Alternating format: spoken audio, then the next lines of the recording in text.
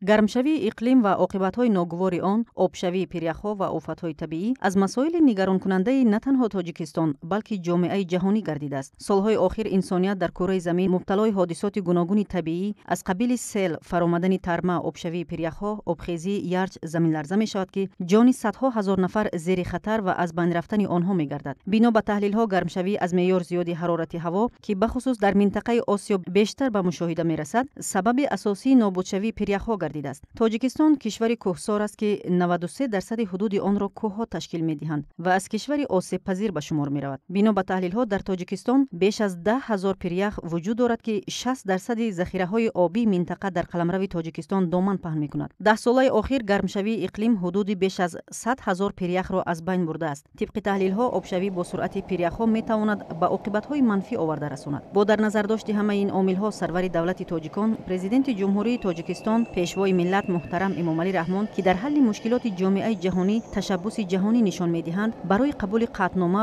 ба Маҷмӯаи умумии Созмони Милали Муттаҳид дар мавриди эълон гардидани соли 2025 соли байналмилалии ҳифзи пиряхҳо иқдом намуданд.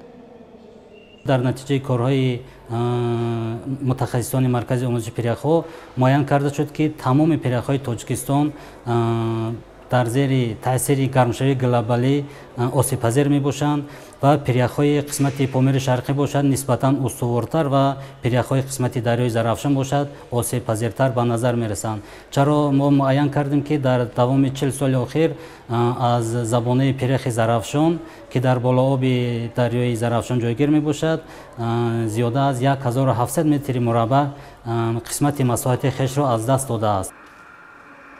14 декабр Маҷмӯаи умумии Созмони Милали Муттаҳид зимни иҷлосаи 77-уми худ қатъномаи соли 2025 соли байналмилалии ҳифзи пиряхҳоро, ки аз ҷониби ҷумҳурии Тоҷикистон пешбарӣ шуда буд, қабул кард. Президенти ҷумҳурии Тоҷикистон, пешвои миллат муҳтарам Эмомалӣ Раҳмон, дар қабули қатънома вобаста ба эълон намудани соли 2025 соли байналмилалии ҳифзи пиряхҳо ба ҳамаи кишварҳои узв барои муттаҳид сохтани талошҳо ҷиҳати татбиқи ҳадафмандонаи ин қатънома даъват ба амал оварда иброз доштанд, ки иқдом ба андешида шудани тадбирҳои дастаҷамъона дар самти ҳифзи пиряхҳо такони ҷиддӣ хоҳад бахшид.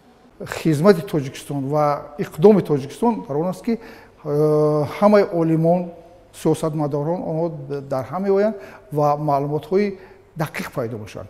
масалан, як чизро гуфтани ҳастам, ки қаблан аз соли 1883 пиряхҳо дар 50 сол як маротиба омӯхта мешаванд ва эълон намудани соли 25 ҳамчун соли байналмилалии ҳифзи пиряхҳо ва 21 март, яъне ки 21 март ин рӯзи ҳифзи пиряхҳо, ин имконият медиҳад, ки ҳамасола тадқиқотҳои илмӣ таҳлил шаванд, маълумотҳо пешниҳод шаванд.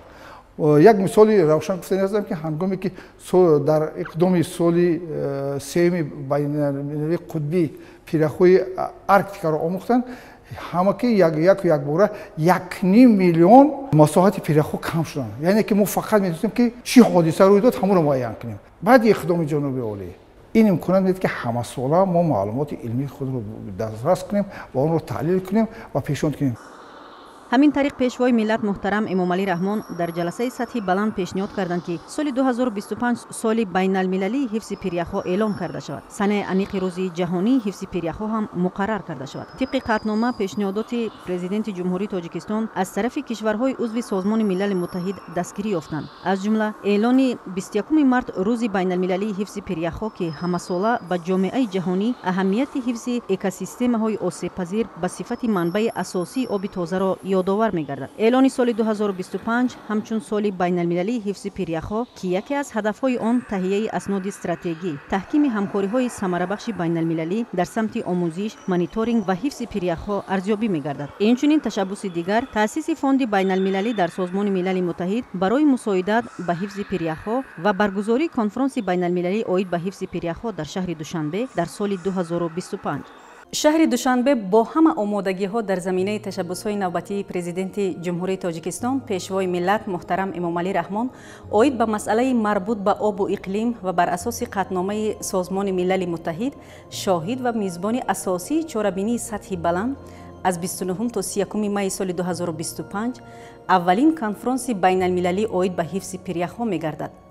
ин конфронс کارشناسان مربوط به آب و اقلیم و پریخ‌ها، راهبران والامقام یک قطار کشورهای سیاره را در دوشنبه به هم می‌آورد. در کنفرانس مذکور وزیران، عالمان و کارشناسان و جوانان از منطقه‌های گوناگون به هم می‌آیند تا اقدام و تشبس‌ها در همکاری جهت مطابق شوی به تغییریابی اقلیم و گسترش همکاری‌ها را وابسته به مسئله حفظ پریخ‌ها به راه مانند.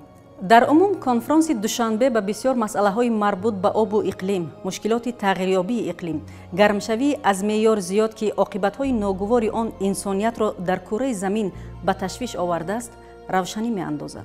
مسئله حفظ پریخ‌ها و بلند برداشتن سطح آگاهی امروز برای هر یک ساکن سیاره مهم و سری‌وقتی است. طول 10 ساله اخیر تشبس‌های راهبر عالی تاجیکان، پرزیدنت جمهوری تاجیکستان محترم امامعلی رحمان به سازمان با نفوذ جهانی، سازمان ملل متحد و دستگیری یافتن آنها از جانب جامعه جهانی به آن وادار می‌کند که عالمان و کارشناسان سر این مسائل تدبیرهای سری‌وقتی اندیشیده جهت تطبیق عملی آن سعی و تلاش نمایند.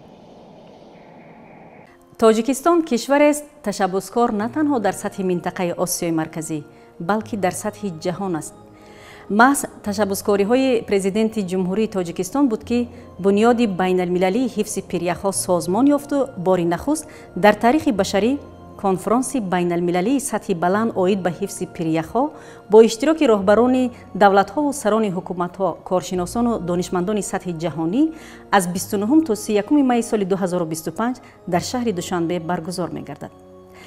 تاجیکستان که خود کشور کوهسار و دارای بیش از 10,000 پریخ است، چه نیاز و یا ضرورت به حفظ پریخ‌های جهانی دارد؟ مشکل در این نیست. تلاش از همه اقدام‌ها و تشبس‌های جانب تاجیکستان در آن است که توجه به مسائل آب و اقلیم باید جلب کرده شود و خانه یگانه ما سیاره زمین از دهشت‌های غیرمنتظر اقلیمی امین بماند. در این ردیف حفظ پریخ‌ها این حفظ جان صدها تشنه‌لب منطقه‌های خشک کره زمین است.